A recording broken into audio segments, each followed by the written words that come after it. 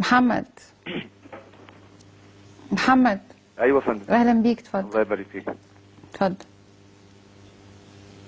انا عايز اقول كلمتين بس مهمين جدا. اتفضل. اولا الباقيه في حياتكم كلكم، بس في حاجه مهمه جدا احنا عايزين نعرفها. انت قلت في البدايه احنا مش هنقعد نقول التراكمات تراكمات تراكمات. هو دلوقتي انا عايز اسال سؤال واحد بس. هو لو واحد وقع في الحمام لازم يبقى مرسي السبب؟ يا عالم اتقوا الله بقى. انت كلامك كله قاعد بيتقال عايزه تقولي ان مرسي مرسي مرسي مرسي. مرسي عمل ايه يا جدعان؟ هو مين جاب سيرة مرسي؟ يا جماعة سيبوه. انت سبت ال20 مصاب ولا ال20 واحد اللي توفوا وال100 مصاب وبتتكلم عن الرئيس دلوقتي؟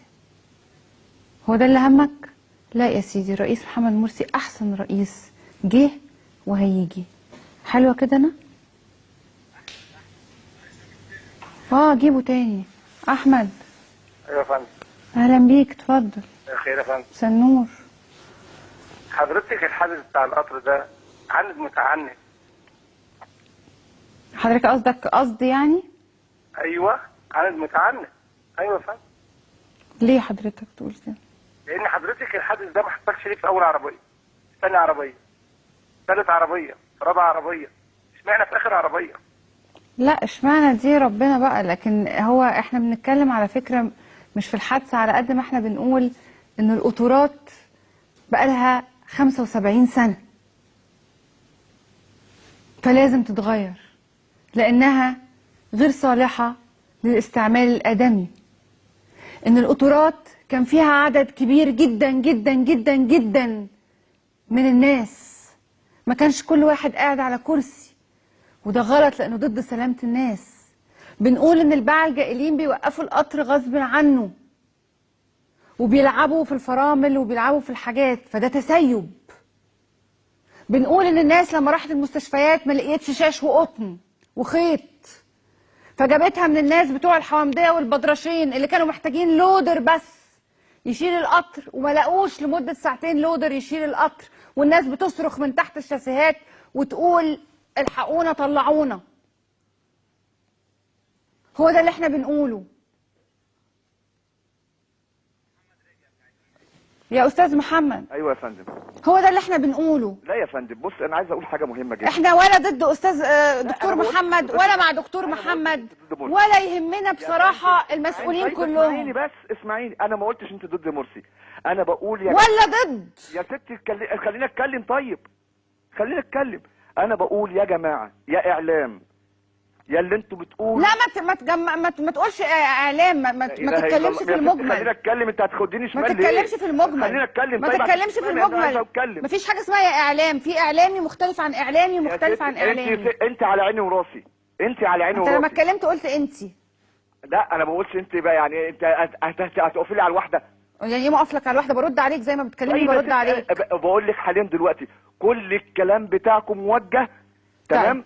على اساس ان الحكومه دي وحشه، صح لا. ولا مش صح؟ لا مش صح.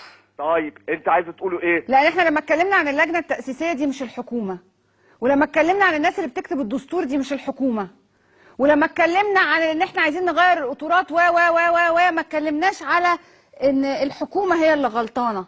احنا قلنا ان احنا محتاجين نسيب الحاجات بتاعت السياسه دي ونفكر في الغلابه شويه.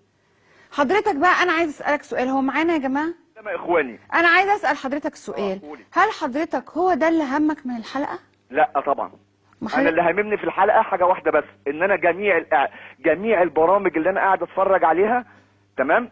انا مش بقول حضرتك دلوقتي، انا بقول جميع البرامج اللي انت اللي ماسكه الحادثه عايزين يعني بطريقه ما تمام يقول ان مرسي هو السبب، حكومه مرسي السبب. طب ما حدش يتكلم ويقول تراكمات 30 سنه تمام. مرسي معهوش نقف جنبيه، كلنا نقف جنبيه، كلنا. ادي اللي انا اقصده. هو احنا حضرتك لما نقول ان سيبنا من السياسة وسيبنا من الدستور وسيبنا من بتاع وندور على الناس ونشتغل وننتج، يبقى احنا بنقول ايه مختلف عن اللي حضرتك قلته؟ اتقطعت السكة؟ هو ده اللي انا بقوله، ان بس قاعدين نهاجم بعض، حتى ما بنسمعش مين جاب انا ولا مرة في التقرير جبت سيرة الرئيس، ولا مرة. انا كنت بتكلم بقول يا جماعة الحقونا، الحقوا الناس اللي بتروح، الحقوا الناس اللي بزفتة، اللي ما عندهاش مستشفى ولازم تسافر طنطا عشان تتعالج، الحقوا الناس اللي راحت ما لقيتش شاش وقطن، الحقوا الناس اللي بتموت في القطورات. طب نكلم مين؟ يعني بعد ربنا هنكلم مين غير الحكومة؟ حكومة زي الفل وهنديها وقت وفي تراكمات 30 سنة، بس لغاية ما نداوي التراكمات 30 سنة هنموت كام مصري؟ لازم يبقى في حلول وسطية. زي ما بقول أنا ما قلتش بكرة عايزين قطورات جديدة، بقول وقفوا السكة الحديد.